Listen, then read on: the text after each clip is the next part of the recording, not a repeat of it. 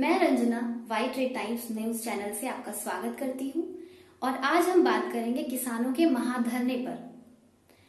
आज देश की सबसे बड़ी खबर ये है कि एमएसपी के बारे में सुनने के बाद हमारे देश के सभी किसानों में आक्रोश और गुस्सा चरम सीमा पर देखने को मिल रहा है। उसी गुस्से और आक्रोश के साथ देश के कोने कोने से सभी किसान भाई दिल्ली बॉर्डर पर इकट्ठा होकर प्रदर्शन कर रहे हैं। वे डट गए हैं कि वे केंद्र सरकार को इसका विरोध करके इस फैसले को टालेंगे। उनकी बार बार यही विनती है केंद्र सरकार से कि एमएसपी को देश में लागू ना किया जाए, क्योंकि इससे किसान को बहुत ही नुकसान हो सकता है। उनका मानना यह है कि एमएसपी के आने के बाद किसानों के सभी हक, उनके सभी अधिकार प्राइवेट संस्थाओं में चले जाएंगे और प्राइवेट संस्थाओं में उनके अधिकार चले जाने के बाद किसानों के पास आत्महत्या करने के अलावा कोई उपाय नहीं बचेगा।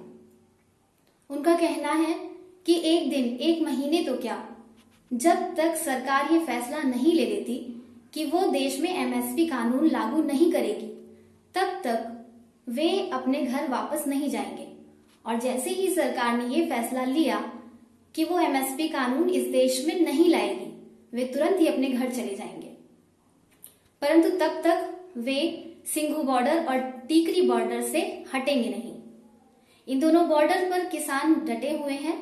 कुछ किसान भाई निरंकारी मैदान में भी गए हैं।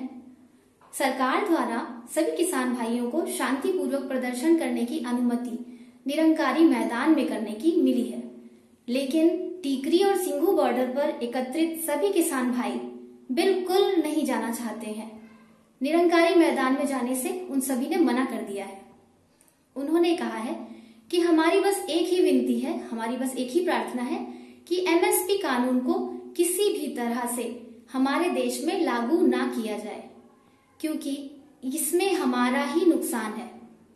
उनका कहना यह है कि जब हमें सरकार फायदा देना चाहती है, लेकिन हम लेना ही नहीं चाहते इस फायदे को, हमें चाहिए ही नहीं इस तरह का फायदा, या हमने इस तरह की कोई मांग सरकार से की ही नहीं है, तो सरकार हमें इस तरह का फायदा क्यों देना चाहती है जबरन, जबकि हम ये चाहते ही नहीं है।